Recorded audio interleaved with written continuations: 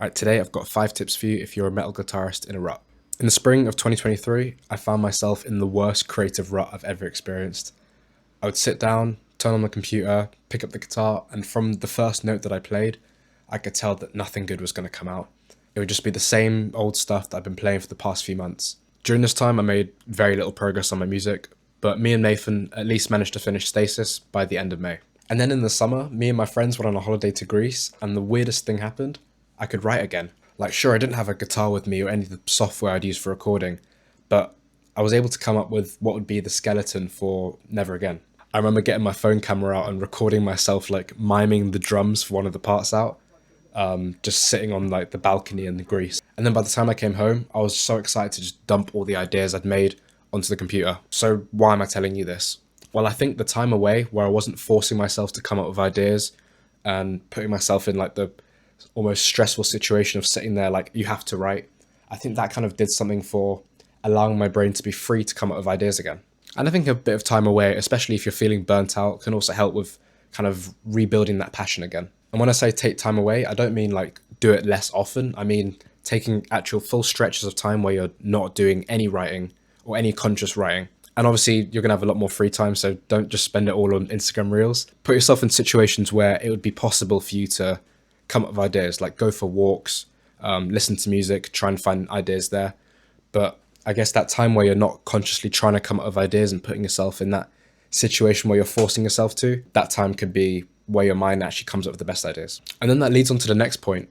If the only time you leave yourself open to ideas is when you're forcing yourself in that limited time to come up with something to write, then of course it's going to feel like an uphill battle. Chances are that you probably come up with a lot more ideas than you realize. Maybe you hear something on the TV and your brain starts to turn that idea over and turn it into something new. Or maybe you're just in the shower and you're humming to yourself and then you come up with something. So if you're coming up with ideas, even if they're really small and you're not recording them, by the time it comes to sit down and write something, you're putting so much pressure on yourself to come up with something on the spot that often that feeling ends up being overwhelming and you feel like, oh, you're lacking creativity or anything like that. But really you're not leaving yourself open to ideas throughout the rest of the day. A collection of voice notes is a great way to start. It's a great way to just come up with ideas when you're walking down the street or in the shower or whatever. And it's a great way to have at least a library of things that you can refer to when you're trying to think of some ideas to write that you can build off of. Back when I was in school, I'd be sitting in maths or physics lessons, and the harder the content got, the more bored I would get, the more my mind would just wander. And I would just start to come up with these ideas because, you know, the idle mind looks for ways to excite itself. Obviously, I couldn't get out my phone and start humming into it, so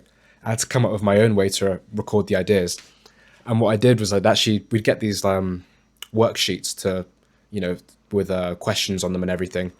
And I'd use these worksheets and just write like my own sheet music on them. Sometimes it'd just be like chord progressions. Sometimes it'd have like melodies and drum parts as well. And people would look at me doing this sheet music and they'd be like, oh, he's probably doing something to do with the maths because it was all just numbers of the chords and the notes and everything. But the thing is, I know if I didn't record these ideas, I knew they'd just be lost to the noise of the day and I'd just be forgetting them. So I did what I had to do.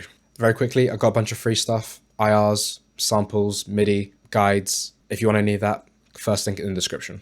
I'm sure we all remember the songs, the instruments, the people that got us into music in the first place. If you've been doing this for a while like I have, you probably look back on those times where you first got inspired into music as a time of wide-eyed creativity, and you might be wondering, how do I get some of that inspiration, some of that passion back? And for me, returning to my musical roots is a great way to kind of rekindle that fire. So forget about the plugins and the drum samples for a minute and go back to that first guitar solo you learned, or the first song that made you cry, or the music that made you go, I want to sound like that. For me, I know it's weird, but that's old school EDM, classical music, and old Asking Alexandria songs. I've spoken about this next one before, but I think it can also help when you're in a rut. The 10-minute rule is setting a 10-minute timer, sitting down and just doing the task at hand for a minimum of 10 minutes. And then that's with the hope that you'll kind of build some momentum and you'll be able to go on from there. After 10 minutes, if you come up with nothing good, then just scrap it. But I think that just forcing yourself to 10 minutes of work instead of this kind of like 1 or 2 hour writing session can kind of help relieve some of that pressure, because if the idea is bad, you can just scrap it. And if it ends up turning into 2 hours of writing, then cool. But if it doesn't, that's also cool. And I think just adding some of these 10-minute focus sessions during the week can help to make sure you're not burning yourself out by trying to subject yourself to massive amounts of time. And the last thing I want to talk about is, when is a rut not a bad thing? Sure, if you feel creatively drained, try some of these techniques out in this video and let me know if they help. But sometimes a rut's different. Sometimes you're just finding your own unique sound. Say every time you pick up your guitar, you always play riffs that sound similar. Maybe that's just you finding the sound that you naturally gravitate towards. And if you feel like this applies to you, then I think lean into it. By all means, find new inspiration and listen to new things, but keep hold of that unique sound because it will be the thing that separates you from the rest of the crowd. For me, I was worried that all my playthrough videos were all starting to sound the same, but I realized that that's what kept people coming back. People would come to my videos because they wanted to hear my unique sound and not my imitation of someone else's sound. All right, that's all I've got for you today. If you find this helpful, drop a comment down below, and I'll see you later.